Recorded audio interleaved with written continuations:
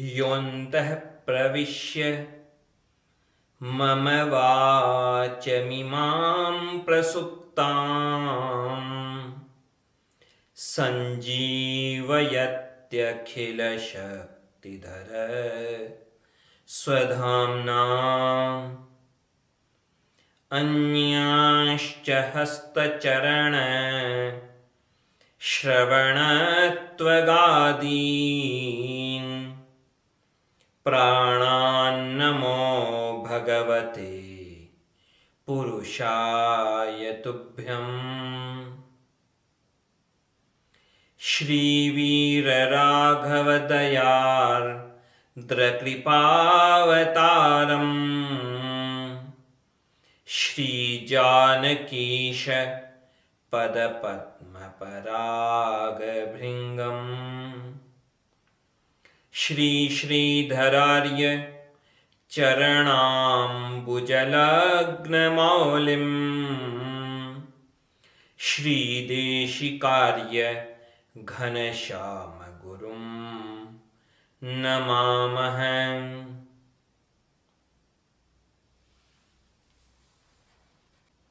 जैसा कि चिंतन चल रहा था, भगवान की कृपा की महिमा,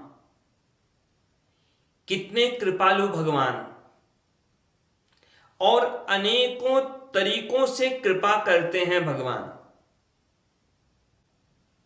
लेकिन भगवान की कृपा के साथ हमें हमेशा ध्यान रहना चाहिए गुरु की कृपा, गुरु की कृपा की महिमा का भी। भगवान की महिमा अद्भुत है, अतुलनीय है, लेकिन वैसे ही गुरु की महिमा भी अतुलनीय है, उसकी तुलना नहीं हो सकती। जैसे भगवान की कोई तुलना नहीं है, वैसे ही गुरु की भी कोई तुलना नहीं है, बल्कि भगवान की तुलना में भी कई बार गुरु की महिमा ज्यादा होती है। चाहे जैसी परिस्थिति हो, लेकिन कोई भी जीव भगवान से अपने संबंध को मिटा नहीं सकता, बल्कि भगवान के साथ जीव का जो संबंध है वह संबंध कभी मिट ही नहीं सकता। वास्तव में कोई कुछ भी माने, कोई जीव अपने बारे में कुछ भी समझे, औरों के साथ पता नहीं कैसे कैसे संबंध बनाए, परंतु वास्तव में केवल एक ही संबंध सच्चा है, एक ही संबंध स्थिर है कि भगवान स्वामी हैं और सारे जीव भगवान के दास हैं। ये एक ही संबंध है और ये निश्चित संबंध है। ये संबंध कभी भी किसी भी परिस्थिति में मिट नहीं सकता। लेकिन फिर भी कैसी विडंबना है, सारे जीव भगवान के हैं, लेकिन फिर भी ये सारे जीव संसार सागर में, भव सागर में डूब रहे हैं। लेकिन जब यह जीव भगवान के साथ संबंध होने पर भी, भले ही यह जीव जानता नहीं हो भगवान के साथ अपने संबंध को, पर संबंध तो है, भगवान के साथ संबंध है, फिर भी सब के सब संसार सागर में डूब रहे हैं, बार बार जन्म मरण के बंधन में अटक रहे हैं। बार बार जन्म होता है, बार बार मृत्यु होती है, फिर जन्म, फिर मृत्यु, ये सब होता जाता है। भगवान का होने पर भी संसार में जीव की हालत ऐसी हो रखी है। लेकिन वही जीव जब सच्चा शिष्य बनकर, सच्चे गुरु का शरणागत होकर भगवान के साथ अपना संबंध जोड़ लेता है, जब यह जीव सच्चा शिष्य बने, केवल कहलाने के लिए नहीं, सच्चा शिष्य बने, और सच्चे गुरु का शरणागत हो। केवल प्रसिद्धि देख करके किसी को गुरु न बना ले, बाहरी चीजों को देख करके किसी को गुरु न बना ले। सच्चे गुरु का शिष्य बने, सच्चा शिष्य बने, और गुरु के माध्यम से जब भगवान के साथ अपना संबंध जोड़ लेता है तो वह जीव निश्चय ही इस संसार सागर से पार हो ही जाता है। रामचरितमानस में कहा गया कि अनेक दुविधाएं हैं, हर जिज्ञासु के मन में बहुत दुविधाएं होती हैं। संसार में बहुत तरह की दुविधाएं होती हैं लोगों के सामने। ये करूं कि वो करूं, ये सही या वो सही, या सारी बातें गलत या सारी बातें सही, क्या सही क्या गलत, कैसे हो विवेक, कैसे मिटे मन के संशय, कैसे दुविधाएं मिटें। तो वहां उत्तरकांड में कहा गया रामचरितमानस में, तब ही होई सब संशय भंगा, जब बहुकाल करिए सतसंगा। कि संशय केवल गुरु के पास गए और दर्शन करके आ गए, इससे संशय नहीं मिटते। संत के पास गए और बस प्रणाम करके लौट आए, केवल इतने से संशय नहीं मिटते। जब उनके सानिध्य में रहें और उनके अनुशासन में रहें संतों के, और बहुत समय तक सत्संग किया जाए, मनसा वाचा कर्मणा, पूरी रुचि से जब अपने कर्तव्य को जानने का प्रयास हो और कर्तव्य करने का प्रयास हो, तब जाके संशय मिटते हैं। तब ही होई सब संशय भंगा, तब ही सारे संशय नष्ट हो पाते हैं। कई बार लोग इतने अहंकारी होते हैं कि शिष्य बनने के लिए तैयार ही नहीं होते। ठीक है भाई, यदि आप किसी मानव को गुरु के रूप में स्वीकार नहीं कर पाते हैं तो भगवान को ही गुरु के रूप में स्वीकार कर लो। कृष्णम वंदे जगत गुरु। लेकिन स्वीकार तो करना होगा, कहीं ना कहीं तो अपने अहंकार का त्याग पूरी तरह से करना होगा। श्रीमद् भागवत के पंचम स्कंद में प्रसंग आता है, वहां जड़ भरत जी कहते हैं राजा रघुगण से। अब जड़ भरत जी क्या हैं? न तो कोई आश्रम है उनका, न कोई उनका एक चेला है, न धन के नाम पर न उनके पास एक कोई फूटी कोड़ी है। पहनने के कपड़े भी शरीर पर पूरे नहीं हैं, फटे पुराने हैं और वो भी पूरे नहीं हैं। बाहर से सब कुछ देखा जाए, भौतिक उपलब्धि देखी जाए तो कुछ भी नहीं है, शून्य उपलब्धि, कुछ भी उपलब्धि नहीं है। और उधर वो सामने कौन है? रघुगण राजा। लेकिन वह राजा उनके चरणों में गिरा पड़ा है और राजा पूछता है, तब रघुगण को बताते हैं जड़ भरत जी कि अरे रघुगण, अरे राजन, जब इस आत्म तत्व का ज्ञान करना है तुम्हें तो निश्चित समझ लो, इसके लिए तुम बड़ी सी बड़ी पूजा करो, चाहे घर का त्याग कर दो, चाहे जैसी तपस्या कर लो, लेकिन उससे इस आत्म तत्व का ज्ञान नहीं होता। उसके लिए तो किसी महापुरुष के चरण रज को मस्तक पर रखना पड़ता है, अपने अहंकार को शून्य करना पड़ता है, किसी वास्तविक संत के चरण धूलि को वंदन करना पड़ता है। रहु गणै तत् तपसा न याति, न चेज्जया निर्वपणाद् गृहाद् वा, न छन्दसा नैव जलाग्निसूर्यैर् विना महत्पादरजोभिषेकम्। कृपा तो भगवान की ही है, लेकिन भगवान अपनी कृपा को भी कभी सीधे तौर पर उस जीव का उद्धार करने में लगाते हैं और कभी घुमाकर कैसे भी किसी न किसी माध्यम से जीव पर कृपा करते हैं। स्वयं भगवान ही कृपा करके जीव की रुचि उत्पन्न करते हैं, किसमें कि ताकि वह आचार्य के संबंध को प्राप्त करे, किसी सदाचार्य की शरण लेवे, सदगुरु की शरण लेवे। आचार्य संबंध के बिना जीव का उद्धार नहीं होता।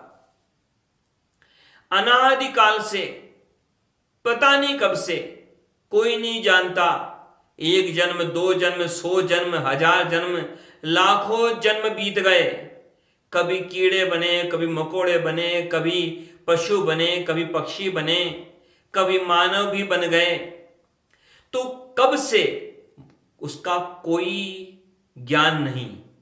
अनादिकाल से यह जीव संसार सागर में भटक रहा है और अनादिकाल से ही इस जीव का संबंध भगवान के साथ जुड़ा है।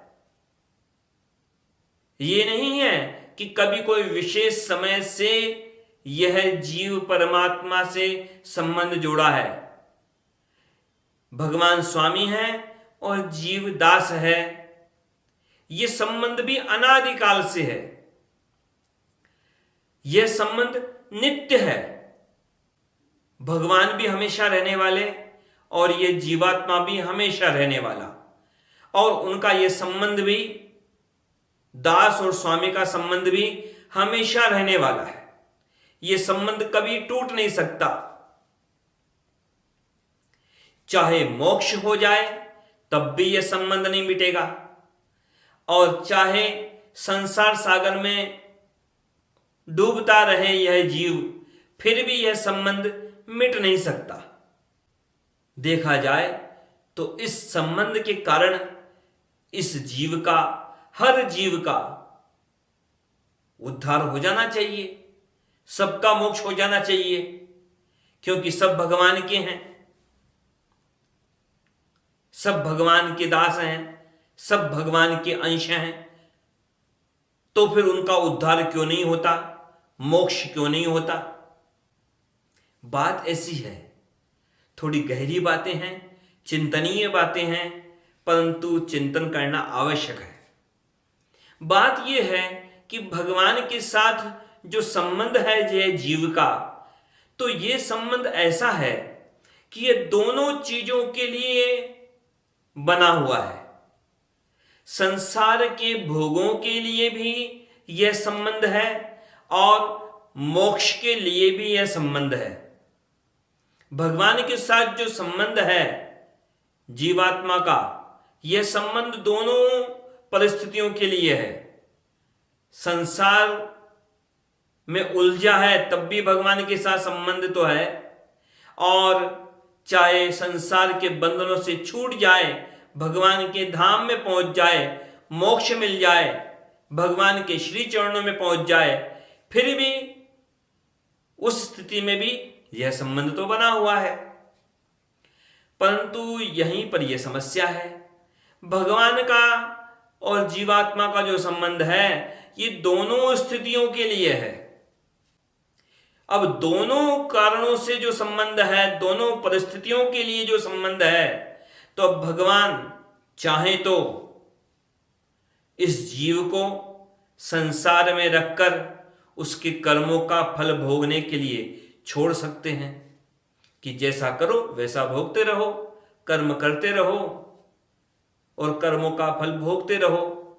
भगवान इसी प्रकार इस जीव को संसार में छोड़ सकते हैं और चाहें तो भगवान मोक्ष पद पर भी बैठा सकते हैं इस जीव को, सारे बंधनों से अलग करके अपने धाम में पहुंचा सकते हैं। चाहे तो भगवान इस जीव को ब्रह्मानंद का अनुभव करवा लें और चाहे इस जीव को छोड़ दे खुला कि जैसा करो वैसा भरो, संसार में तुम चाहे जैसे रहो। भगवान का तो अधिकार है इस जीवात्मा पर, क्योंकि यह जीवात्मा भगवान का दास है। तो भगवान दोनों तरह से इस जीव के साथ व्यवहार कर सकते हैं। जैसे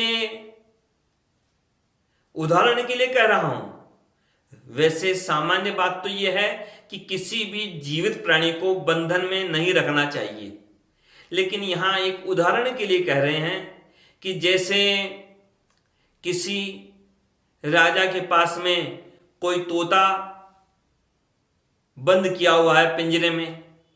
अब राजा अब चाहे तो उस तोते को पिंजरे में बंद रखे हमेशा हमेशा, और चाहे तो उस पिंजरे से खोल के तोते को उड़ने दे आकाश में। दोनों काम कर सकता है वह राजा, चाहे पिंजरे में रखे, चाहे पिंजरे से मुक्ति दे करके उसे आकाश में खुला उड़ने दे।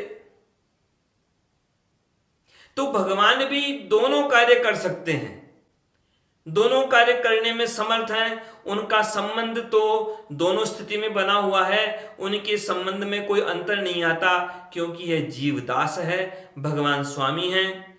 भगवान चाहे तो सारी चीजें, सारे कर्मों को नष्ट करके और सीधे जीव को अपने धाम में स्थान दे सकते हैं, और चाहे इस संसार में उसे कर्मों का फल भोगने के लिए छोड़ सकते हैं।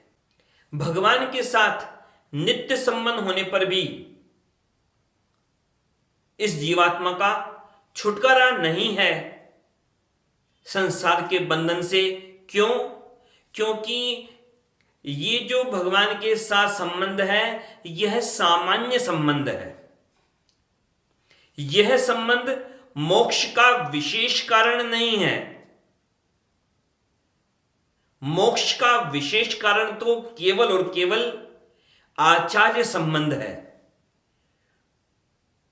सदगुरु के साथ जब संबंध जुड़ता है और सदगुरु के द्वारा, सदाचार्य के द्वारा जब संबंध जुड़ता है परमात्मा के साथ, जब आचार्य संबंध जोड़ते हैं परमात्मा के साथ इस जीवात्मा का, तो यह संबंध है मोक्ष का विशेष कारण।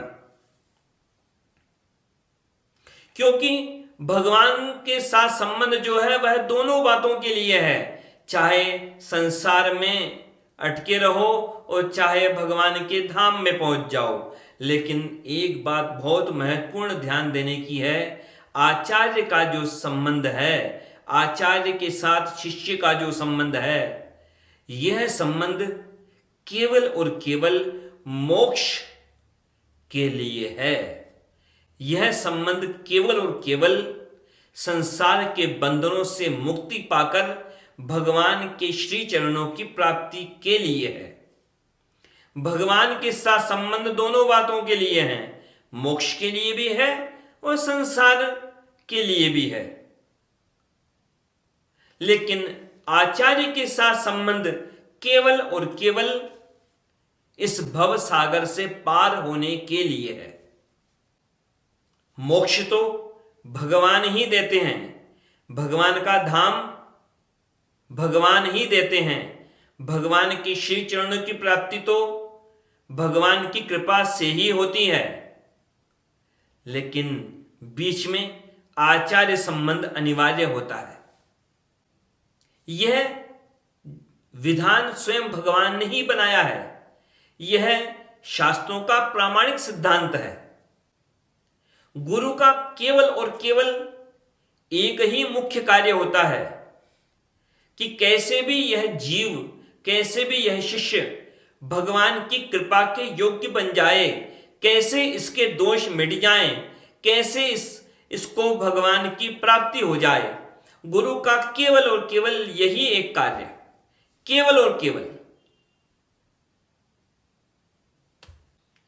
सच्चे शिष्य का भी केवल एक ही लक्ष्य होता है कि वह गुरु के पास जाकर भगवान की कृपा के योग्य बनने का प्रयास करे। वहां और दूसरा कोई लक्ष्य होना नहीं चाहिए, और गुरु का भी एक ही लक्ष्य होता है। सुना होगा आपने कबीरदास जी का दोहा, प्रसिद्ध दोहा है, गुरु गोविंद दोऊ खड़े, काके लागू पाए, बलिहारी गुरु आपकी, जिन गोविंद दियो बताए। अब सामान्य अर्थ क्या है इसका?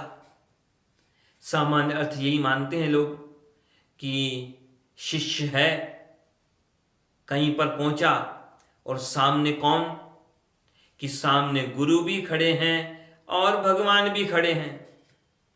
अब गुरु भी हैं और गोविंद भी है, तो अब उस शिष्य के लिए, उस भक्त के लिए दुविधा हो गई कि दोनों को ही प्रणाम करना है मुझे, लेकिन पहले प्रणाम किसे करूं?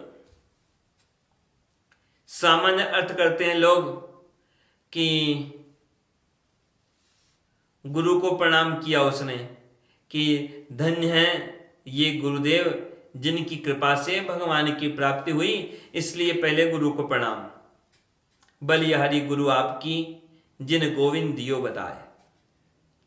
लेकिन बड़ा गहरा अर्थ है। गुरु न तो अटकता है न अटकाता है। गुरु है परम कृपालु। वहां बड़ा संकेत है स्पष्ट रूप से, बलिहारी गुरु आपकी, कि गुरु की बलिहारी है। धन्य है गुरुदेव, कि कैसे, कि उन्होंने शिष्य की दुविधा को समझ लिया और संकेत कर दिया। गोविंद दियो बताए कि भाई जब तक गोविंद की प्राप्ति नहीं हुई थी तब तक मेरी आवश्यकता थी। अब जो गोविंद की प्राप्ति हो गई, दर्शन हो गया, तो मुझे छोड़ो, अब पहले भगवान को प्रणाम करो, भगवान के श्री चरणों की शरण लो। कितनी बड़ी महिमा गुरु की। लेकिन दोनों बातें ध्यान रहें, शिष्य अपने बारे में सोचे, गुरु अपने बारे में सोचे। कौन से गुरु की महिमा है? गुरु की महिमा भगवान से बढ़कर, लेकिन कौन से गुरु की? जो गोविंद का दर्शन कराए, जो गोविंद का दर्शन करने के योग्य बनाए शिष्य को, वह गुरु धन्य है। वैसा गुरु मिल जाए तो शिष्य भी धन्य है, और वैसे भी वही शिष्य धन्य है जो गुरु के पास गोविंद का दर्शन करने के लिए जाए, जो संसार की कामनाओं को छोड़कर भगवान की प्राप्ति का लक्ष्य लेकर के जाए, वही शिष्य धन्य है। उसी शिष्य का शिष्य कहलाना सार्थक है। शिष्य कहलाना उसी का सार्थक जो गुरु के पास जाए परमात्मा की प्राप्ति के लिए, और धन्य है वही गुरु कि जो अपने शिष्य को भगवान की प्राप्ति के योग्य बना देवे। कबीरदास जी ने तो यहां तक स्पष्ट कह दिया कि गुरु तो गोविंद से बढ़कर हैं। कि कैसे? गुरु हैं बड़े गोविंद से, मन में करो विचार। कि गुरु तो गोविंद से बढ़कर हैं, मन में विचार करके देख लो। कि क्या विचार करके देख लो? कि हरि सिरजे ते वार हैं, कि सारे जीवों की स्थिति क्या है, ये सब भगवान के हैं। ये सारे जीव भगवान के हैं, लेकिन फिर भी भवसागर के इस किनारे हैं या भवसागर में डूब रहे हैं। लेकिन गुरु सिरजे ते पार, जो गुरु के शरणागत हुए वो हो गए पार भव सागर से। इसलिए हरि से बढ़कर भी गुरु है। सारे जीव परमात्मा के हैं, फिर भी या तो इस पार अटके हुए हैं या मझधार डूब रहे हैं। पर पार कौन हुआ? जो गुरु के शरणागत हुआ और गुरु के अनुशासन को माना। सुना होगा एक प्रसिद्ध श्लोक, जैसे ये दोहे याद हुए होंगे आपको, वैसे सबसे प्रसिद्ध श्लोक है गुरु की महिमा का। गुरुर् ब्रह्मा गुरुर्विष्णु गुरुर्देवो महेश्वरः गुरु साक्षात परब्रह्म तस्मै श्री गुरवे नमः। सामान्य अर्थ क्या करते हैं लोग कि गुरु ही ब्रह्मा है, गुरु ही विष्णु है और गुरु ही शिव हैं। गुरु साक्षात परब्रह्म हैं, उन गुरुदेव को नमस्कार है। लेकिन बड़ा गहरा तात्पर्य है। यहां गुरु को ब्रह्मा विष्णु महेश क्यों कहा गया? अभी केवल संक्षेप में कहूंगा। ब्रह्मा विष्णु महेश तीन कार्य करते हैं। ब्रह्मा जी सृष्टि की रचना करते हैं, शिव जी प्रलय करते हैं और भगवान नारायण पालन करते हैं। तो तीनों कार्य करते हैं गुरु भी अपने शिष्य के लिए। जो गुण नहीं है शिष्य में, तो गुरु ब्रह्मा के समान अपने शिष्य के जीवन में उन गुणों का निर्माण करता है। शिष्य के जीवन में जो दोष होते हैं, पाप होते हैं, तो जैसे शिवजी प्रलय करते हैं, नष्ट करते हैं, वैसे ही गुरु शिव के रूप में अपने शिष्य के दोषों को, पापों को नष्ट करता है। और जैसे भगवान नारायण पालन करते हैं, वैसे ही गुरु भी अपने शिष्य का पालन करते हैं कि उसको कैसे, किस प्रकार भगवान की कृपा के योग्य बनाया जाए, ऐसी व्यवस्था करते हैं, ऐसा अनुशासन करते हैं, ऐसा नियंत्रण करते हैं। मनुस्मृति में बड़े सुंदर ढंग से कहा गया और बड़ी महत्वपूर्ण बात कही गई कि यह शरीर जिस पिता के कारण प्राप्त हुआ, उस पिता से भी बढ़कर ब्रह्म ज्ञान देने वाला आचार्य, जो ब्रह्म ज्ञान देवे, भगवान की प्राप्ति करावे, वह आचार्य उस पिता से भी बढ़कर है। उस आचार्य की महत्ता पिता से भी बढ़कर है। क्योंकि माता पिता तो केवल शरीर प्राप्त कराते हैं, लेकिन यह जो गुरु है, सच्चा गुरु सच्चे शिष्य को भगवान की कृपा की योग्य बना देता है। यह सबसे बड़ी बात है। तो मुख्य बात, यह बात हमें ध्यान रहे कि भगवान के साथ सीधा संबंध हर जीव का हमेशा बना हुआ है, लेकिन फिर भी यह जीवात्मा केवल परमात्मा के साथ उस सामान्य संबंध के भरोसे भगवान की प्राप्ति नहीं कर पाता है। भगवान की प्राप्ति का तो विशेष साधन केवल और केवल आचार्य की कृपा है कि शिष्य भगवान की प्राप्ति का लक्ष्य लेकर सच्चे गुरु की शरण में जाए और वह गुरु उस शिष्य को निश्चय ही भगवान की कृपा के योग्य बना ही देता है। यह तो निश्चित बात है। गुरु और शिष्य का जो संबंध है वह क्यों है, किस लिए है, कैसा है, उसका चिंतन भी आगे करेंगे गहराई से। क्योंकि आध्यात्मिक दृष्टि से गुरु शिष्य के संबंध से बढ़कर और क्या है। सच्चा शिष्य पुत्र से भी बढ़कर होता है और सच्चा गुरु माता पिता से भी बढ़कर होता है।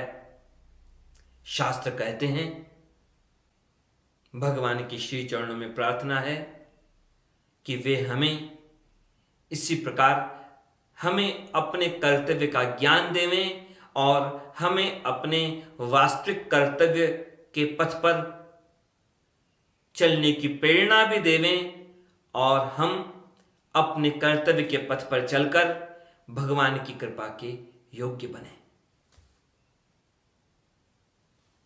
जय श्रीमन नारायण।